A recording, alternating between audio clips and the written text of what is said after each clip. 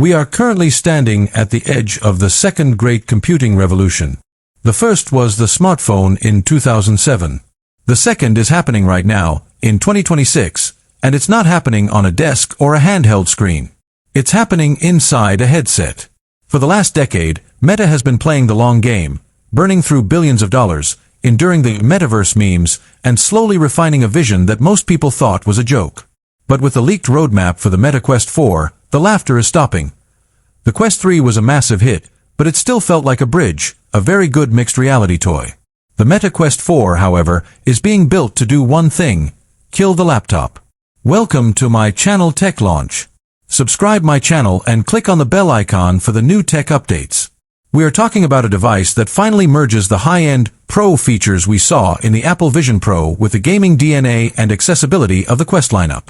This is the Loma and Prismo era. This is the moment VR goes from a niche hobby to an American household essential. If you're sitting on a Quest 2 or even a Quest 3, you need to pay attention. Because the leaks coming out of Reality Labs suggest that Meta isn't just making a faster headset. They are changing the way you interact with reality itself. We're talking about 4K micro-OLED displays, the return of eye tracking as a standard feature, and a revolutionary external compute puck design that could make the headset lighter than a pair of ski goggles. Let's dive into the biggest shift first: the weight. The number one reason people stop using VR after the first week is face fatigue. Wearing a pound of plastic on your forehead is exhausting. But the Quest 4 is rumored to adopt a split architecture. By moving the battery and the heavy processing units to an external puck or a rear-mounted strap system, Meta is aiming for a weightless front end. Imagine a headset so balanced and light that you can wear it for an 8-hour workday without a single neck cramp. This is the puffin philosophy: small, light, and incredibly fast. But lightness means nothing without power. Under the hood, the Quest 4 is expected to debut the Snapdragon XR2 Gen 3. But here's the twist for 2026. This isn't just a mobile chip. It's a specialized AI silicon. Mark Zuckerberg has been very vocal about Meta's pivot to AI, and the Quest 4 is the physical manifestation of that.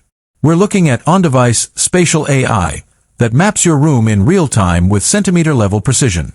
It doesn't just see your walls, it understands them. It knows where your couch is, it knows where your coffee cup is, and it can project persistent, high-fidelity digital objects into your space that stay there forever. And let's talk about those screens. The rumors of dual OLED microdisplays are the most exciting part for the US market. For years, Quest users have dealt with gray blacks and God rays from LCD panels. The Quest 4 is moving to micro-OLED with a staggering 3.2K resolution per eye. We're talking about retina-level clarity. This is the tipping point where text becomes as sharp as a physical book.